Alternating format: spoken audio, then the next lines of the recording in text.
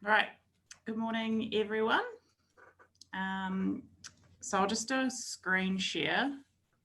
Because the council's direction was that it would consider the proposal to defer DCs, then that may... Not sure where that's coming from. No.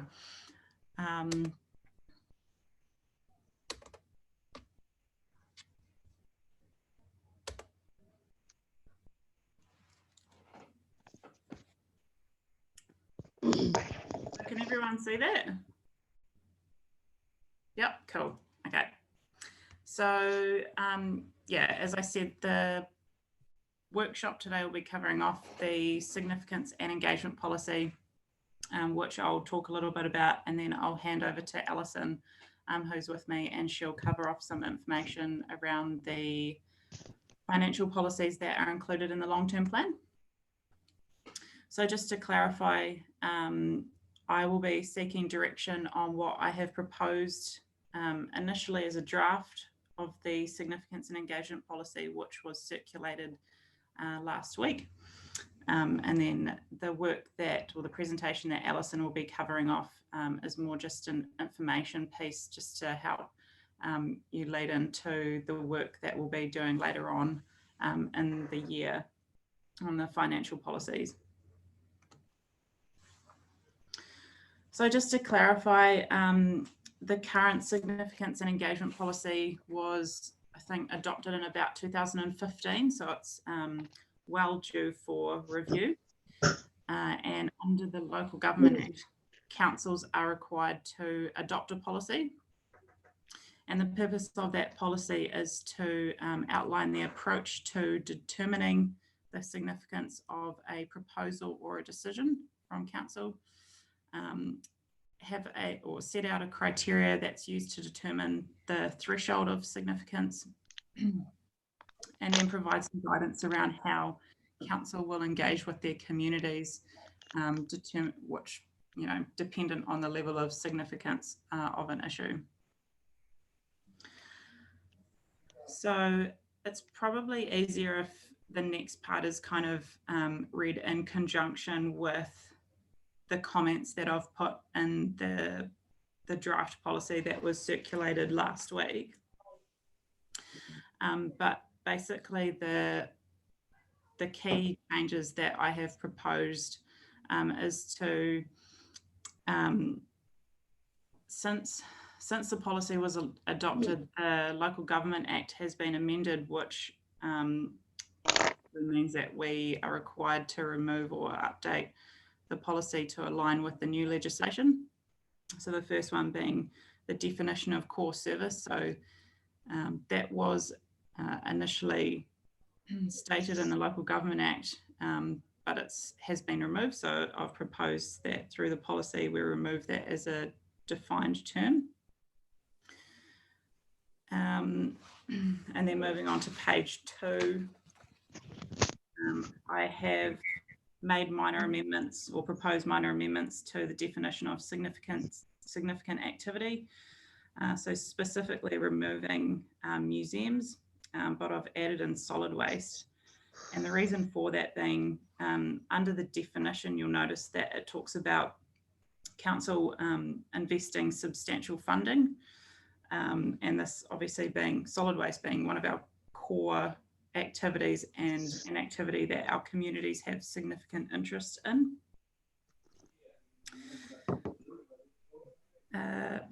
The next sort of changes that I've proposed to remove are around the financial thresholds. So the reason I've proposed to remove these is to allow us a little bit more flexibility in determining whether or not an issue is significant. So I felt we've been caught out a little bit by this in the past, and the example that I've used in the comments there is there's been a couple of instances where we have consulted on smaller targeted rates. One of them, the example that I've used, being a $4 targeted rate increase, because of the thresholds that are included in the policy. So by removing these thresholds, it's not to say that we wouldn't necessarily consult on something like that. But I think using some of the other criteria, particularly around community interest or whether or not the consequences are likely to be controversial, I kind of see them being a little bit more relevant, particularly around consultation with our communities.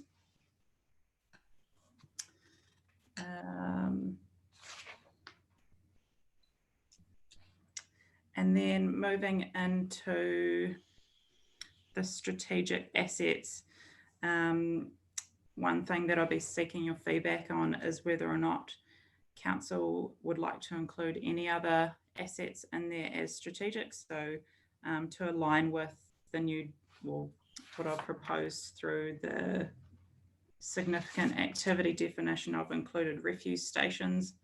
But again, like, it's all up for discussion. And then, oh yeah, just some minor amendments to Schedule 2, particularly around how long we will consult on as sort of standard practice. And that's just more aligning to what we currently do. So we tend to not consult for a period of less than 4 weeks.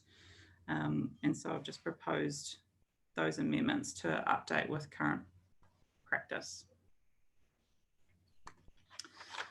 So in terms of next steps for this, once I have some feedback following the workshop today, I can take that feedback and include it in the draft policy. And then that will be presented to the next policy and reg meeting for approval. We have to go through a consultation process under section 82, which means that we don't have to go through a hearing process.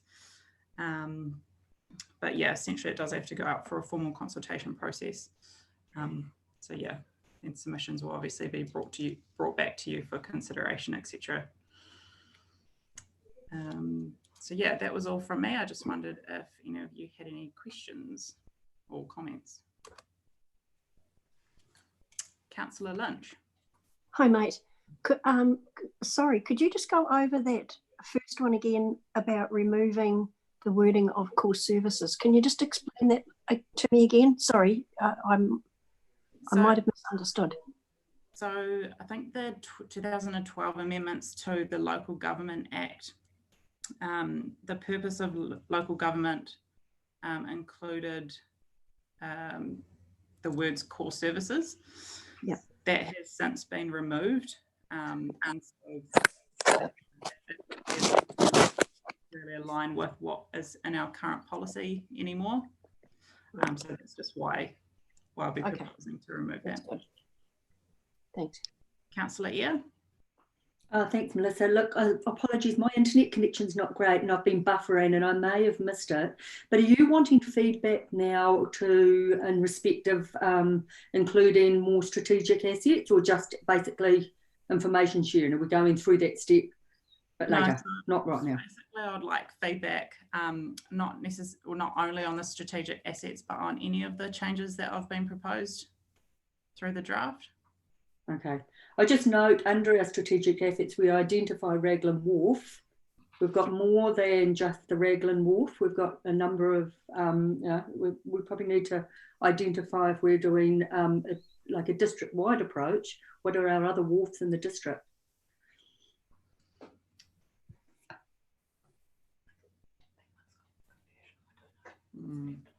We'll have to look into that one a little bit more. Just there is property around there, but yeah, we can absolutely look into that. Councillor Cedric. Thank you, Melissa. Just a question: is our consented water take from the Waikato deemed a strategic asset?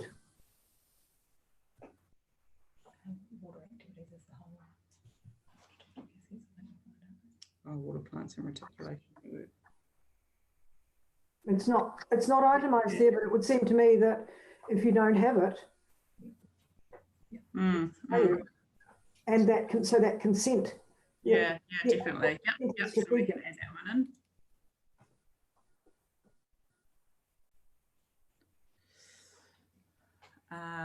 Councillor Church. Thanks, Melissa. So just on page, I think it's your page 1, where you have taken out the core services. So the sentence on the definitions ends with key stakeholders, but no full stop. So I'm not sure whether the definition's actually clarified as to what our definition of community is, or is it you just want a full stop there? For the definition of community, yeah, I can put a full stop there. Is that, so I mean, it kind of makes sense with a full stop. And I guess if it's a significance engagement policy and we've taken out the core services, which, you know, I get the reasons why, I wonder whether our vision, livable, thrivable, connected communities would be part of that definition. That's just a thought. And then I've got a comment for page 2,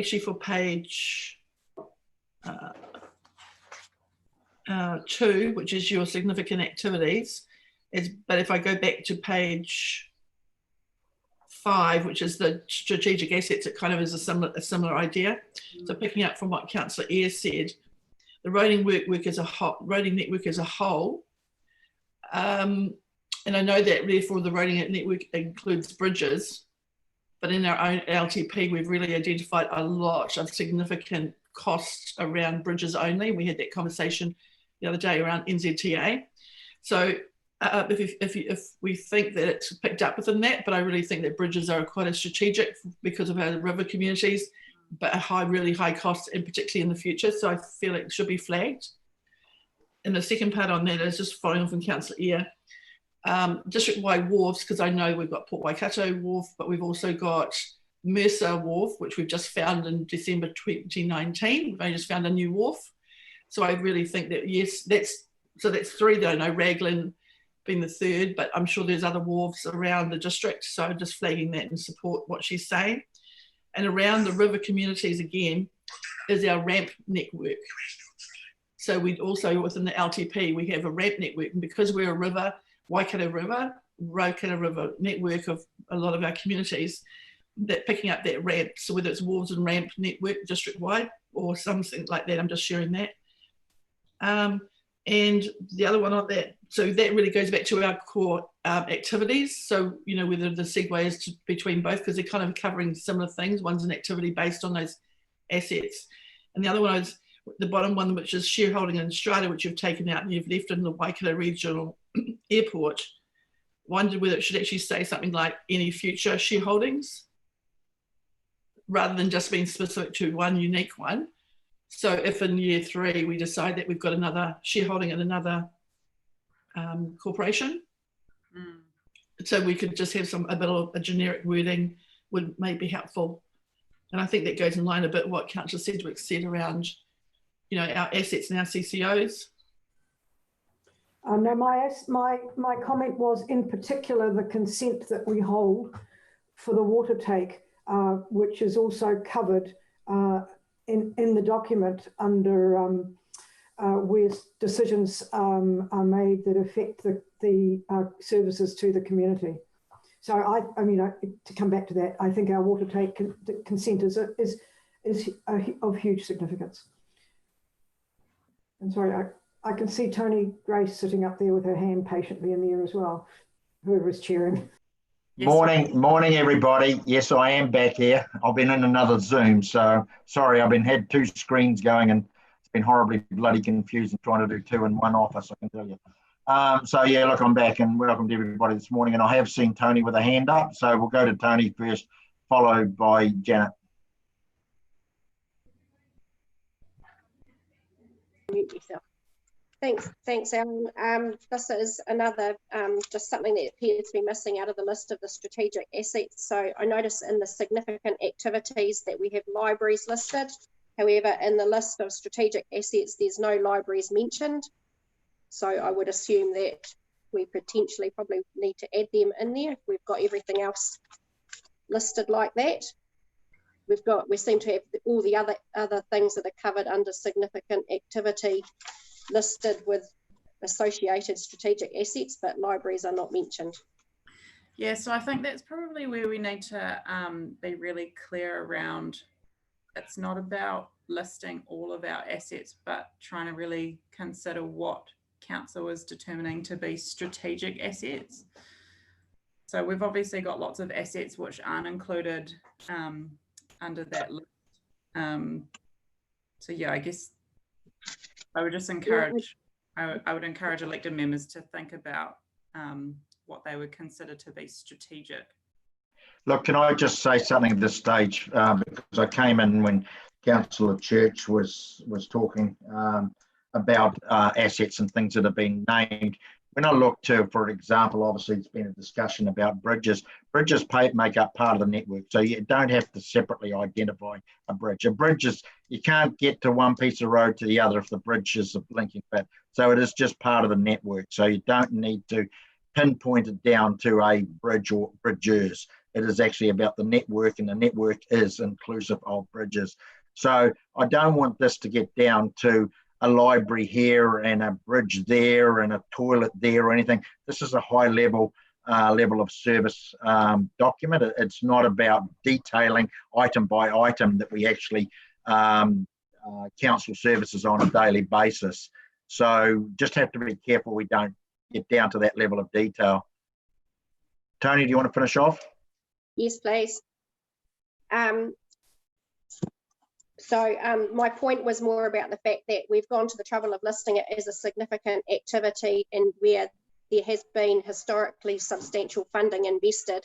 So therefore, council obviously think that it's quite important from a social policy aspect as well. Yeah. And so that's my point about that's under the strategic asset thing there, you're talking about things that are important and as part of your social policy as well. So it was more my point about that rather than actually naming specific library or buildings that are associated with libraries or stuff like that.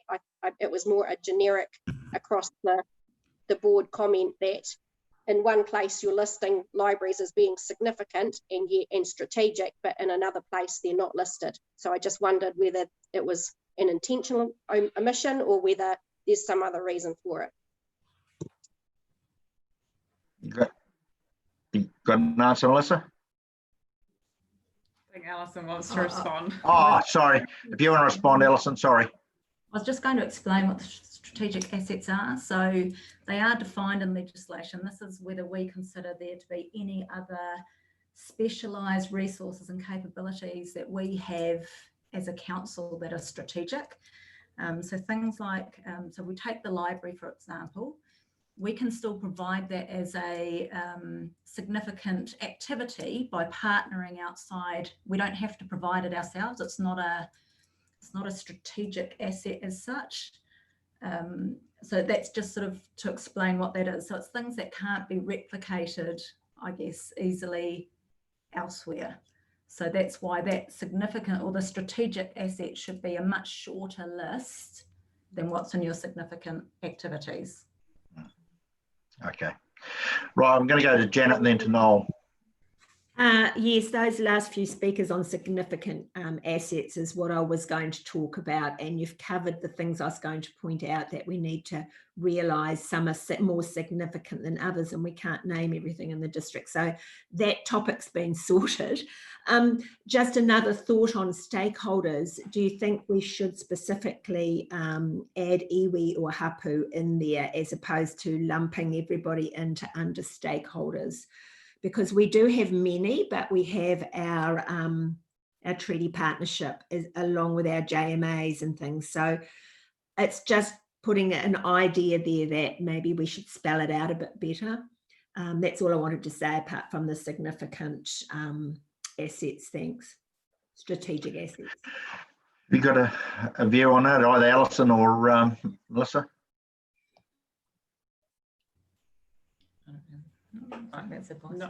Not at this stage. Yeah, we can consider that. Yeah. Okay. It's a good point though. Noel. Yeah, mine was more on the significance matter, but to me, if we just reflect on what's happened during COVID, you know, the libraries closed. There were other services that weren't as important. They were shut down or not available. It's the likes of providing water, the roads, the connectivity, those core businesses. And I see Alison shaking her head. So I think if we just reflect on what happened in COVID, you know, the significant things we kept going. And that's all I ask you to think about. Actually, that's a good point, actually. They were the important things that we required at that time as significant. All right, Melissa, have you got any more? Oh, hang on, Jackie.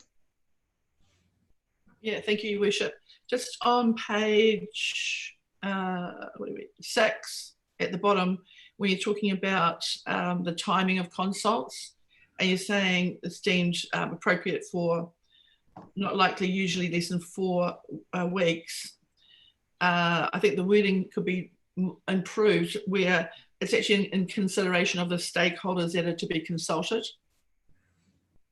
So, and I guess what came to mind for me was, you know, we could have a 4-week period over Christmas, which we've, you know, provisionally planned in the past as an example. So whether it's a timing, but we want to be cognizant of who we're actually consulting within the time frame rather than just from our process point of view. So that was my thought on that one. Okay, I guess just to help my understanding, what groups would need longer to consult on? Yeah, I'm not sure, but let's say, or perhaps example would be hapu, where we decide that we want to engage with marae, that might take longer, or I don't know, federated farmers or whatever. There might be that actually going through a 4-week time frame may not be long enough because we're thinking about who we're wanting to engage with to understand their point of view. Doesn't mean that we're going to extend the 4-week period, but I think if we're just looking at when we decide a process of timing, that there's some sort of framework of how best does that suit and work for the stakeholders. So just a thought, it could be just considered for the draft. And my last part would be on page 7. You've just got, and I'm just looking at other alternative, but also cheap, free advertising or promotion. So at the bottom of that, you've got tools of council might use. I'm not sure really what box, but I put it into the inform box, is the community notice boards. Now, not all communities have notice boards, but I know in our north that we've got a lot of community notice boards that are driven past by hundreds or thousands of people on a daily basis. And that's quite a good network for community work. So that would be helpful if council could hook into those communities that have those notice boards and highlight, you know, things to look at. Yeah, so we can add that in. I just would like to point out though, the I guess the tools and the types of engagement, they are just examples. So it's not an exhaustive list, but it you know, provides a guide. But yeah, absolutely, we can add that in. David. On that subject, could we put community boards in somewhere in that tool list? I'm not entirely sure where it would go, but I think they need to be used more.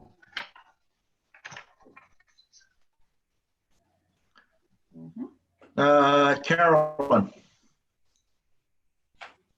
Thank you. I'd be interested in others' perspectives, but whether your core service on page 1 makes adequate provision for the protection enhancements of our conservation areas of natural significance.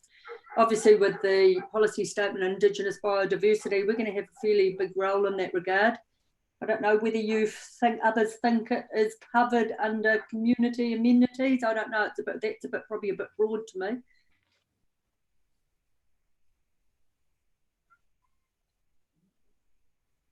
Deal with it when it changes. I missed that. I suggest we deal with it when it changes because we don't know what's actually going to be. No, I would actually agree with that. We don't know what it's going to be. Although we still do have a conservation policy. So we do have a role presently. Yeah, but yeah. We end up putting everything into this, which is the significance policy, which has got to be, if COVID happens, as Councillor Smith says, again, or something like that happens again, what is the most significant thing? And that's the point of this policy. And I would venture to say, you know, biodiversity or conservation or whatever, when you're in a time of crisis or when you are really looking at what what delivers to people, to the most people, that isn't going to be number one on the list. I suppose if I was to give you a live example here, Carolyn, during the lockdown, Auckland City and other councils to the north of dealing with the carry dieback never saw it as a significant issue for them to actually deal with. And there was an article last night that referred to the potential damage that was done in that period of time. And Auckland City have duly, because of their tight restraints for finances, have actually taken money out of the budget. So I go to Jan's point is, you know, does it keep us? I always look at these things in relation to keeping us alive or keeping us moving, and that doesn't. So it's not at that high level of significance. So, you know, I think you've got to realise that a significant policy like this or statement like this is around what makes the world go round, and some things do and some things don't. And that doesn't. It's just something that we all have a passion for. I'm going to go to Chris because he's had his hand up for quite a while. Thanks for that, Mary Ellen. I was just starting to get cramps. That's good. Yeah, I almost feel that by putting in too much detail, we're actually going to restrict ourselves. And I think that point was mentioned. And because there's a lot of options and there's a lot of organisations that we do need to consult with. And by starting to pick one or two out, where do you stop? And then you're in a situation that you then have to consult with those you might not need to, and there's some you don't. And the same as the 4 weeks, that was a minimum of 4 weeks. And so we've got the opportunity that sometimes it might be longer than 4 weeks. And so again, sometimes I sort of, just listening and everything, it's almost too much detail is actually going to go against us as it has in the past. And I think Melissa alluded to that earlier. So yeah, and that's what I've been, since I've come online 5-10 minutes late, that's exactly what I'm saying, Chris. We need to actually identify what is most important, as Noel actually quite rightly said, is what was important to us during lockdown, which made us identify that. And from there, that's where you actually start. So it's not somewhere you just dump stuff in because you've got an interest in it. You actually make sure it is high level for the right reason to make the wheels go around. Lisa. Thank you, Mary Ellen. Just acknowledging Councillor Eyre's point just around the biodiversity and also what Noel said, a mix of that. Yes, in lockdown with COVID, you know, the essential parts of what continued to be important, roads, etc. But I think if we looked at a climate lens, that's incredibly significant depending on the nature of what we're dealing with.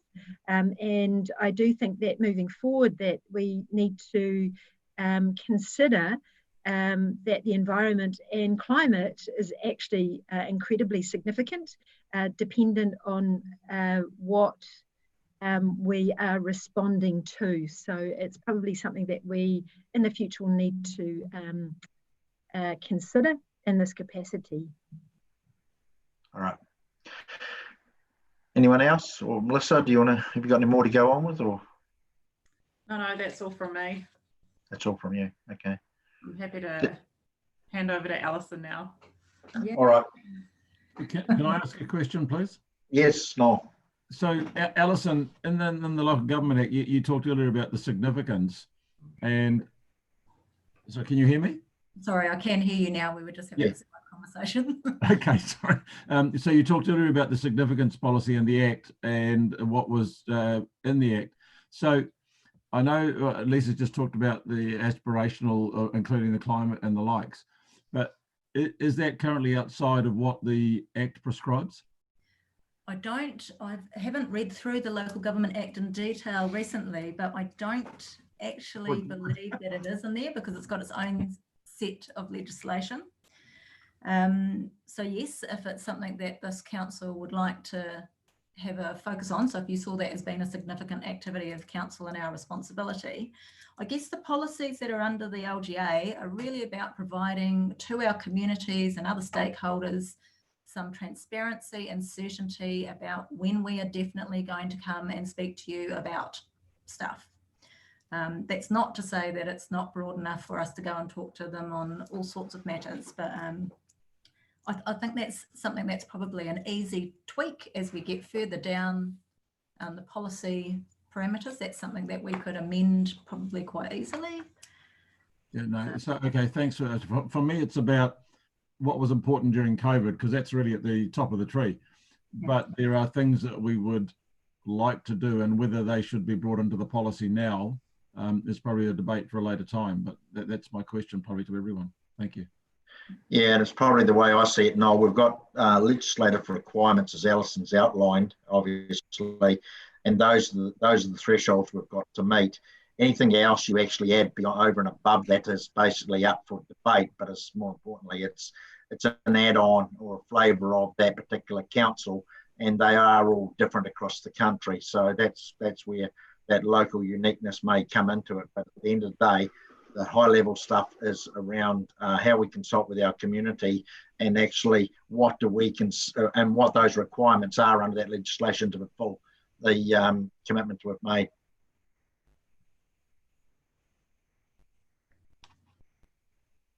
Right. Tony, you got a little finger twitching there. It is twitching. I'm hearing sort of a mixed viewpoint on what the purpose of this policy is from the various people around the virtual table here. And the actual purpose of this policy is actually around what council is obliged to engage with its community on, and what level of engagement that they are needing to have depending on how much of a significance the issue or whatever is. It's not actually about saying, well, these are the most important things for council to take care of in times of emergency or not emergency. So I think there's a bit of confusion there as to how you're going to view this policy, because it clearly states in there what the purpose is, and it's all about just engagement rather than consultation on when you're going to make changes to things or not, or how you're going to handle something, as opposed to where you're going to put your money. So in terms of like the references to things that can be affected, like with the likes of COVID and that, and with respect to the environment and climate, and yes, I agree with Lisa wholeheartedly there, that you don't want to be stepping back. You know, those things do need to be looked after, but they're not actually what's covered under the terms of this policy. It's just about the engagement side of things. That's how I read it anyway. And obviously, you know, council do have an obligation to be transparent and with respect to what they're doing with the money side of things. And so you don't want to be spending a whole heap of money investing in, say, for the likes of like the Auckland Council there with the Kauri dieback issue that they had, and things, you know, they've gone, you know, they'd taken 2 steps forward, and then because it was sort of left over that time, they've now taken 10 steps back, and there's a whole heap more money that has to be poured into it to get back to the place where they were before.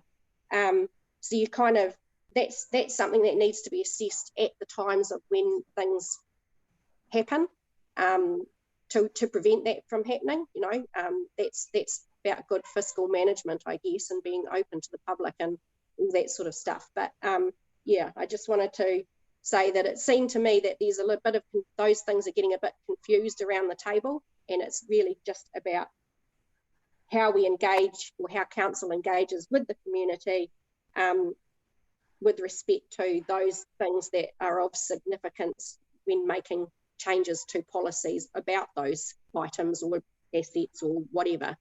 Thanks. Okay. Right, is there any other speakers?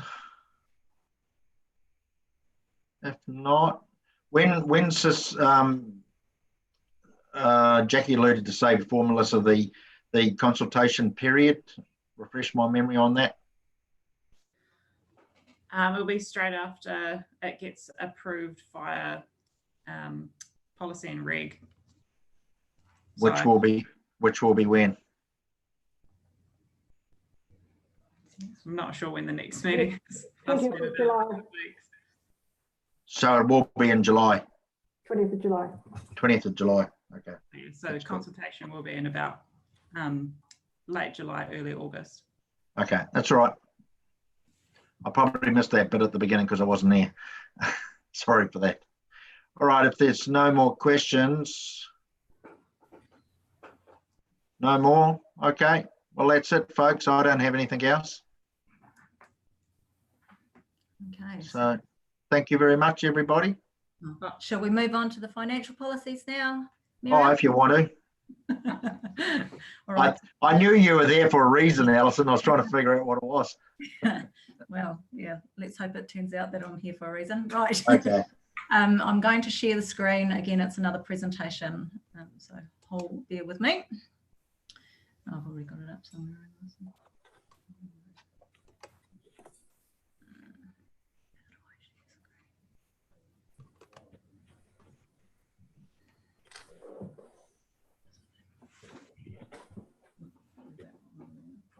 Sorry.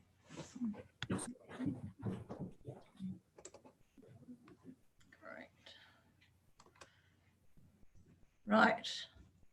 So the purpose of this section of the workshop is really just to introduce the financial policies that we work with in local government. So the policies we're required to have under the subpart 3 of the Local Government Act.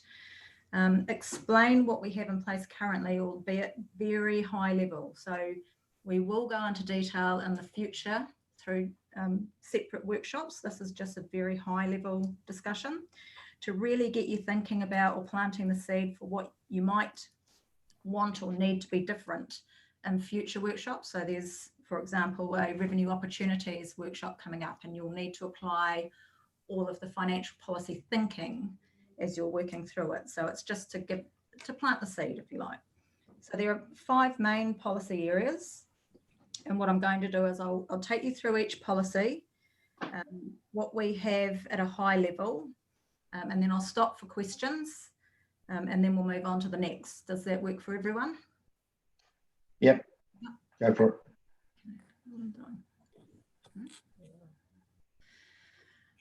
Okay, so the Local Government Act requires us, all councils, to adopt the following funding and financial policies, and there's actually another category for unitary authorities, but I haven't listed it here. So we need to have a revenue and financing policy. That's actually included, the entire policy is included in your long-term plan. It's the only policy that's included in your long-term plan other than your significance and engagement policy, where a summary is also required to be included. There's development and or financial contributions. You can have both, and we do. There's a liability management, investment policy, and remission and postponement on Māori freehold land policies. So you have to adopt that even if you don't have any remissions or any postponements. You need to state that as a council. And if you want to remit or postpone rates on other land, so other land that's not Māori land, then you also have to have policies for those. And decisions as operational as waiving penalties on an overdue rate is a remission, so you must have a policy, and this is a space where we have our majority of our policies. So we'll start with the revenue and financing policy, or actually I might just, coming back to all of those policies, you can only adopt or amend following consultation, so in accordance with section 82 of the Act, with the exception of the liability management and the investment policies, which you can do via a council resolution. So we move on to the revenue and financing policy. Because it's contained in your long-term plan, it's really important that we get this one right. So this one is about who pays for what, when, and why, and you have to document the reasons. So you have to actually explain why. So it's particularly important to get this policy right, as it's the first step in the process for setting rates, development contributions, and in any decision to make to borrow anything.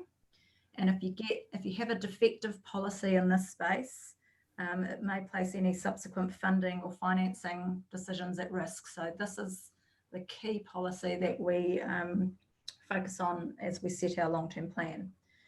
So we have to work through a 2-step funding process in accordance with section 101 of the Act.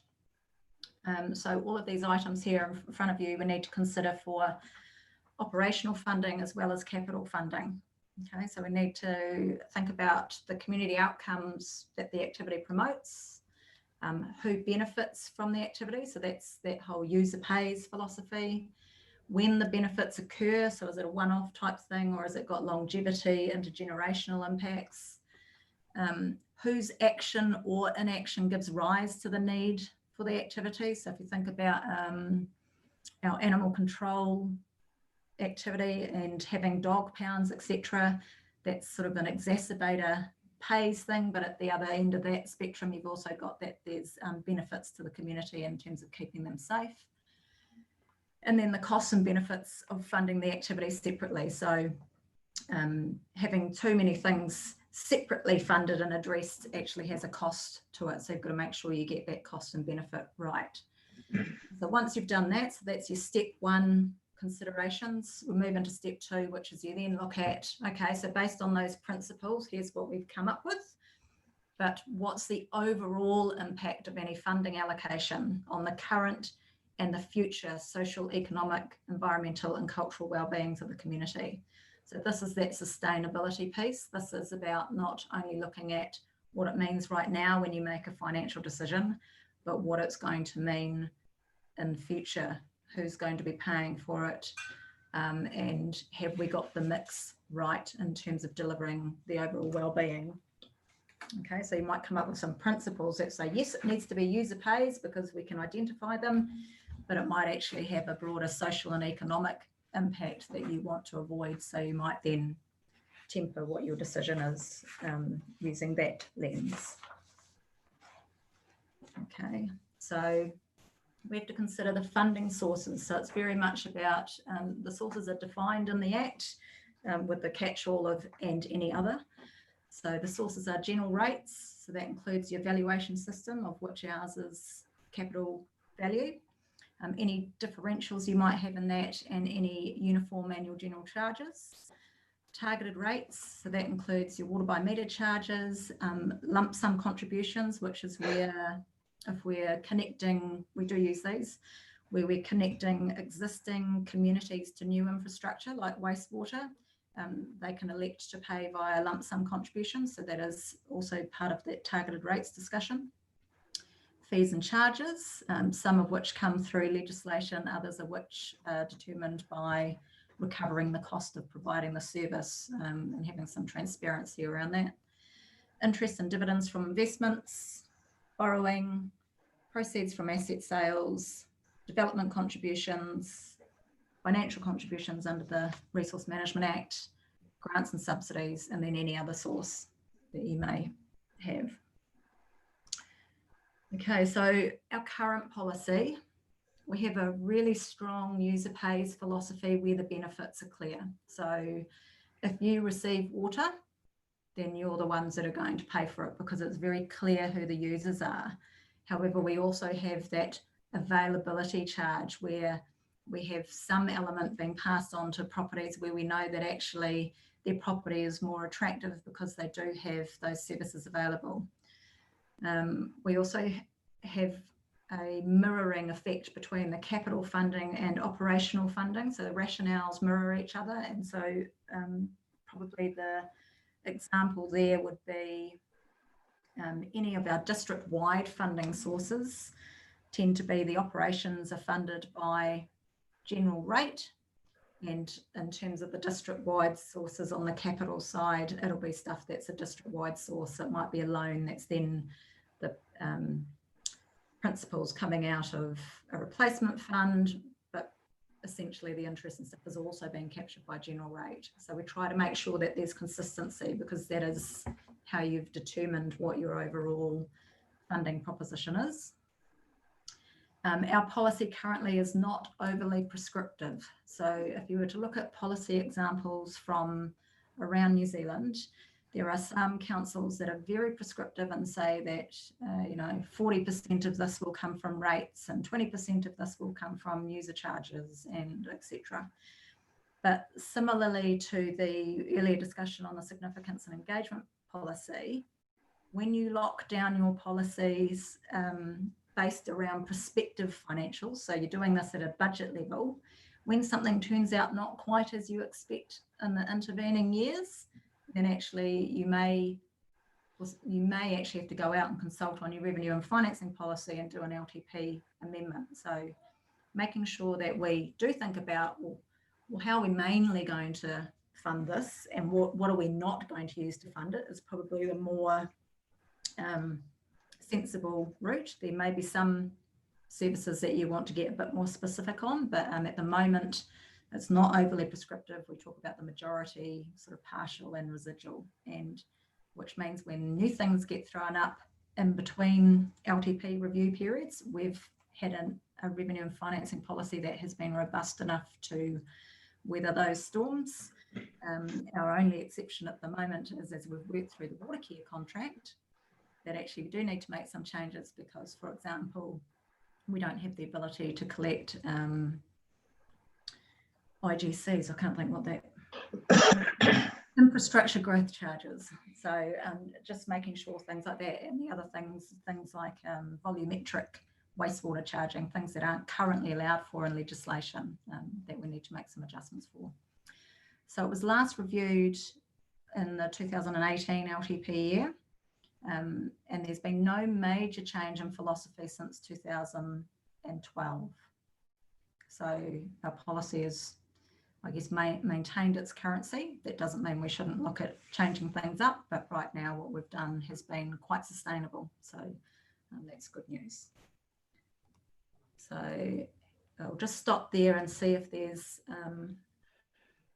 probably take that down off the screen, Alison, because I can't see everybody otherwise. The only question I'd had for you, Alison, and you mentioned it actually in the last few words you said, I was going to raise it at the appropriate place, was around the possibility, considering this is an LTP, so we're looking at potentially, if we take it from today, it's a 4-year period, is around volumetric charging and the possibility of moving towards that in the future. Yeah. So the government is actually looking at doing that. I think that's one of the items that has come up through sort of the productivity commission's work, etc., that having the ability to charge volumetrically and charge a targeted rate for that is something that we'd like to look at in terms of the Rating Act. It doesn't mean you can't have a fees and charge. That would be my observation. There's nothing that prohibits you from having a fee and charge. It's just in terms of being able to collect that money, you'd need to have contracts in place, which is how water care operates. So they don't charge via a rating system, they charge via a contract with the individual customer. I don't think there's anything that would preclude us from doing that, but obviously the more you can roll it up into what you're doing in your rating system, the easier it would be for us in the intervening years. So if I can just help out, Your Worship. Yeah. So, and I'm going back probably a couple of years, but my recollection is that the intent is that we would consult on the idea of volumetric charging through the LTP process, but the actual volumetric charging would be done by water care in terms of the transfer of the revenue function, the whole process through to water care. That is part of the intention at the next stage of the contract. That's correct, and our revenue and financing policy has to capture that. Yeah, and that's probably where I'm coming from, Gavin. I knew that part, but I just thought it actually has to sit with us first before it can actually do that. That'd be my understanding, Alison. Is that correct? Legislatively, yes, we need to be able to show how that's funded. It's a bit different if it's a CCO, but remembering that water care is not our CCO. No, right. Axel. Yeah, just prompts a general question for me, Alison, where central government decides to introduce some sort of new charge for something or change their charge for something. So this is an example of that. Another example would be the cost for a metric ton to be dumped at a refuge station by our contractors who collect curbside rubbish. That's also going up. Are our policies flexible enough that when something changes outside of our control, that our policy enables us to sheet that cost home where it should lie in a timely manner? So for the most part, I believe yes, and probably just this water care arrangement and understanding that they're operating outside the local government Act requirements like we have to.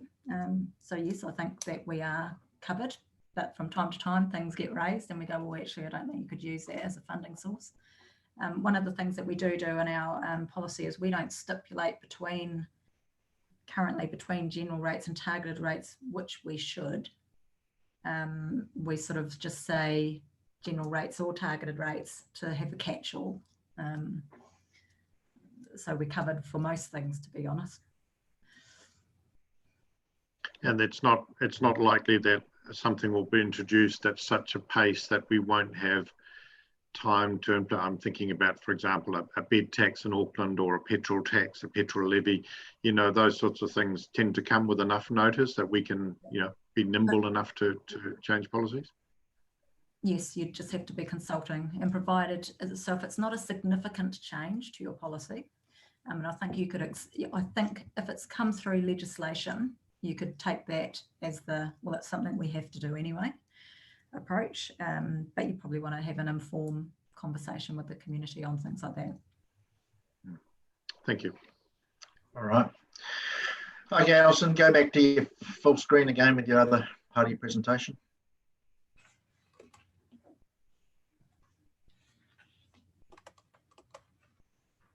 Oh, sorry. Okay. Oops, not wanting to work.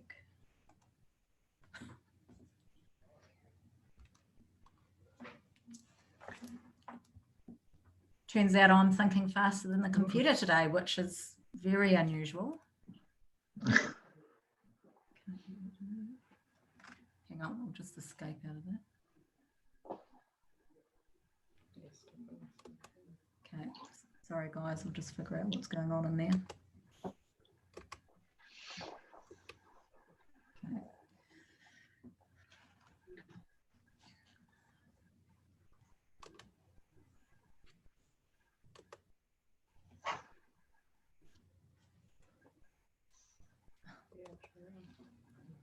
Sorry, guys.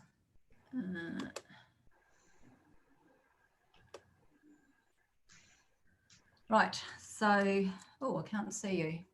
Is everybody there? Yeah, we're still here, Alison. Keep going. I can't see you, but here we go. Here we go. So development contributions and or financial contributions policy.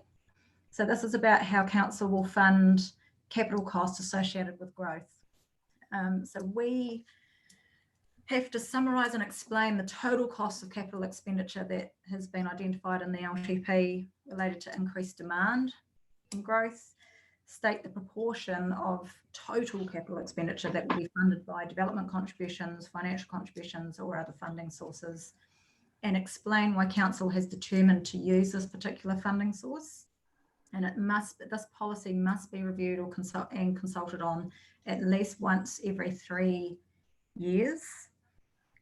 You have to have a policy on either development or financial contributions, whether or not you use the tool. So even if your policy just says we don't use it.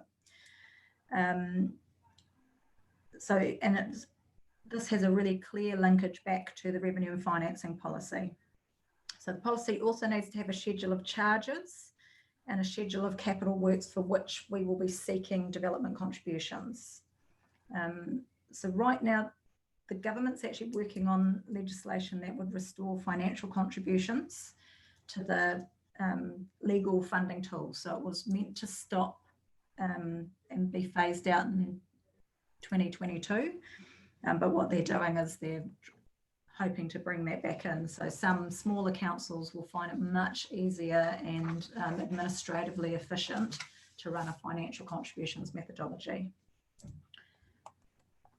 So our current policy, so we currently have both development and financial contributions. So within our development contributions policy, we talk about our approach to financial contributions. So we have some legacy charging out there in consents that have not yet had their 224C uplift. So that's why we still have that policy in place. We haven't actually charged them since 2012. So DCs are a really specific piece of legislation. So as such, we only use it to fund, well, where possible, trunk infrastructure.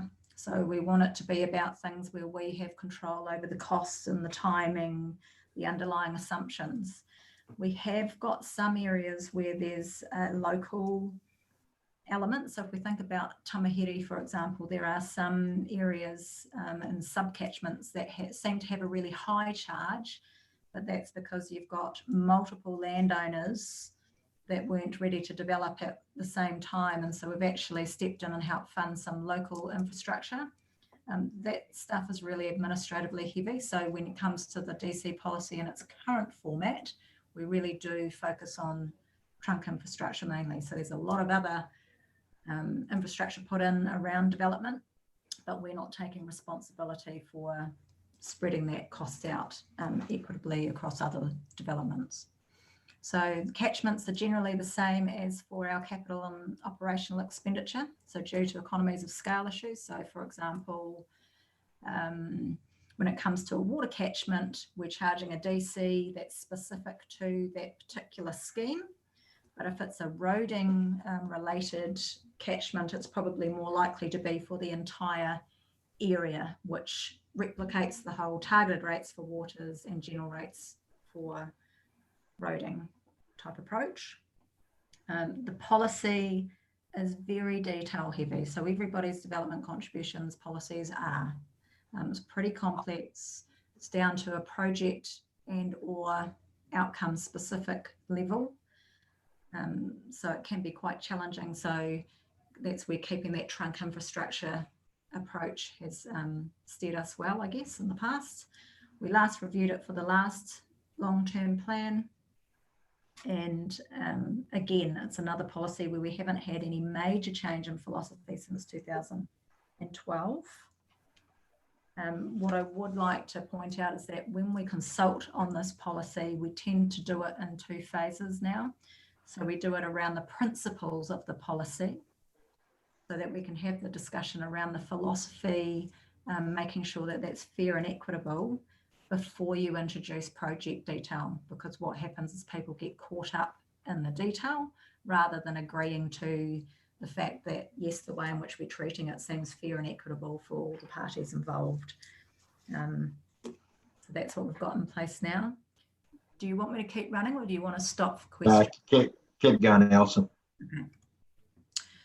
So the liability management and investment policy. So we've combined these two into one policy. That's our Treasury risk management policy.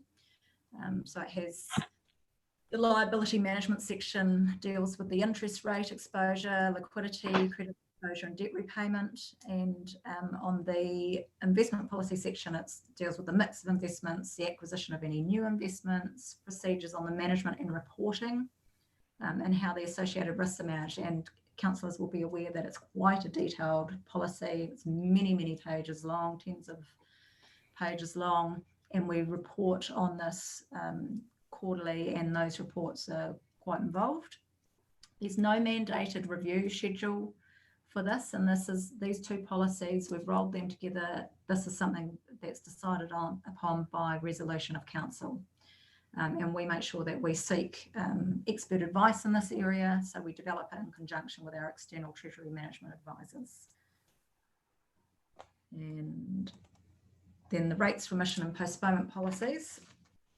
So this is the last one that we'll cover today. So these need to be reviewed at least once every 6 years. And if you want to change your mind about a policy that you have currently, then you need to actually revoke it if you want to discontinue it. It's practical to review it as part of your long-term plan, because this is when changes to projects and funding and what it means for communities actually occurs. So that's when it's more practical to do it. Remissions can be partial. You'll find that each policy has a stated objective and criteria, very detailed criteria for each policy. We must have a policy on the remission and postponement of rates on Māori freehold land, even if it's to say that we don't remit or postpone rates on this category of land.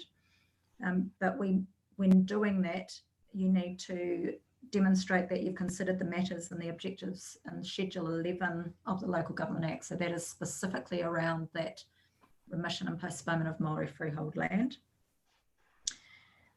So we have 10, in total we have 10 rates remission and postponement policies, and I guess this is where, when it came to COVID-19 and the impacts on that, we were comfortable that we had sufficient policies in place to deal with people's financial hardship issues.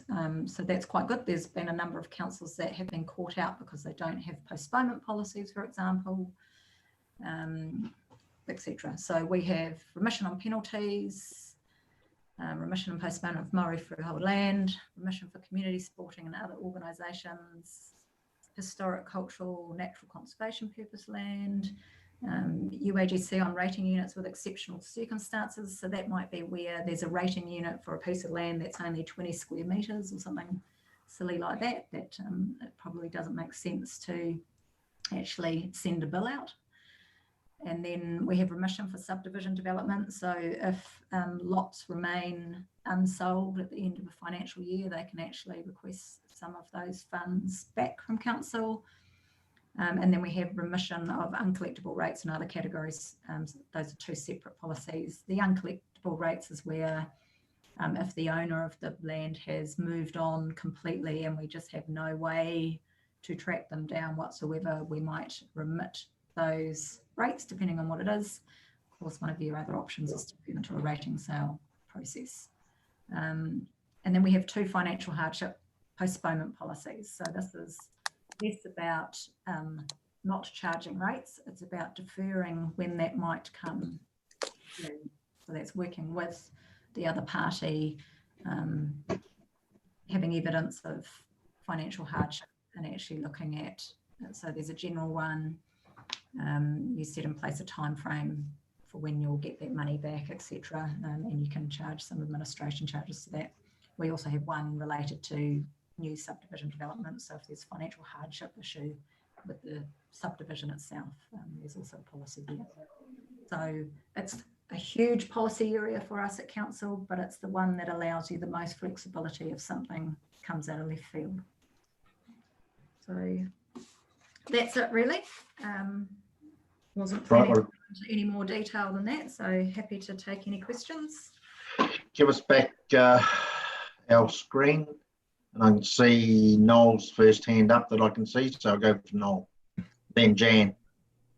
Thank you. Alison, my question probably relates to our experience, and I see we're on YouTube, so just being careful here then. We had agreed with developers in Te Kauwhata to defer the development contributions, and that came back to bite us when they went bust. So how are we shaping up these policies to deal with that we don't find ourselves in that position again? Yeah, so currently our development contributions policy does not allow for deferral of DCs. So any decision to work outside of our policy is taken through to council for the decision to be made, and that would require a development agreement to be put in place where both parties sign. There will need to be some changes as we move forward. So the team in the community growth group of the organisation, they'll be doing a review shortly, but we'll need to make some changes in terms of how we're going to deal with the waters and the wastewater. So currently our approach is to collect DCs at the earliest stage possible. So that's subdivision, and we tend not to do it on land use consent, but you can. So we collected at subdivision stage, so they've paid all their DCs for their water and wastewater, which is helpful when it then comes to building, because there's this perception that the builders aren't having to deal with council other than through the building consent itself. But with Watercare's arrangement, it may simply be easier to move it to the point of connection, that's where the DC is paid. And it's likely not to be a DC in future. It's likely to be an infrastructure growth charge, which we would need to support with our revenue and financing policy. So at the moment, there'll be nothing that comes through as a deferral request that wouldn't go in front of council to approve. So staff aren't making those decisions. Okay, and so if I can, Marilyn, can we ensure that our policy has some criteria that council has? Council can do anything because it's the one that changes the rules. But the reality is that based on that experience, can we ensure that there are some parameters around it that council should really tick off? Yeah, so I think the number one thing is that you have a legal agreement that stipulates the contractual obligations of both parties. So, and those will differ depending on who we're working with and cost shares of infrastructure, etc. But definitely that we would have legal review over any decision to defer. Okay. So just on that, I think there's, I think it's a good point, Noel, but I think there are certain circumstances where it's provided there were certain parameters put in place that assured us that we weren't going to be left, as I might say, holding the baby. And one of those parameters could be around bank guarantees and things like that, Alison, if that was the case. Yeah, but they went bust, if I can just jump in there, sorry. They went bust and we had no claim on the bank or the subsequent party who owned it, I believe. Don't really need to go into the detail, but... No, I don't. I'd rather stay away from that at this stage. I've got Jan waving her pen furiously there, so... Yeah, but the reality is that the safeguards need to be in the policy so that we don't miss something when we come to consider something like this. So the legislative safeguards at the moment is that sort of that cascading from subdivision to building consent to service connection. So as much as we use the subdivision, we, in that case, Councillor Smith were caught out because of course you've already provided the service connection. So if you've deferred it to a later stage and that stage ceases to appear, then that's what we've been caught out. So okay, thank you. And that's probably why I like it at the stage we are at the moment, when they apply for their 224s and actually meet their commitments at that point, because at that point they're ready for sale. Jan. Thank you. That was partially my question, which under development contributions, you'd said that our philosophy hadn't changed since 2012, but in actual fact, it has changed in some elements. And my question is that, and it is actually to what Councillor Smith referred to some extent, is that being adequately captured within the policy or within flexibility in the policy to take on those developer agreements, et cetera, so that I think is pretty much to Councillor Smith's point. My second point of three is that I particularly appreciated your two-stage consultation on development contributions, because I think that's particularly helpful because there's a huge amount of misunderstanding about them. And my third question, which is quite a minor one, was under rates remission and asking what the parameter of community organisations was. So am I correct in assuming that it includes things like emergency services, churches, that type of thing? Ooh, off the top of my head. Yeah, sorry, for another day, but that would be something I'd be quite interested in, to make sure that particularly in these times where people are doing it quite hard in voluntary services that support the community in its recovery stage, that we are giving them the appropriate help that we can do through a rates remission in a community organisation. Thank you. All right. Sue. I can barely see you, Sue. Take your mute off. I know you're trying to talk. Right, got it. On a different device today, so that's why it's a bit different. Probably not the time to ask this question specifically, but through you, Mayor Allen, Alison, with the implication of the charges of development contributions in respect to plans for alteration or plans for new dwellings.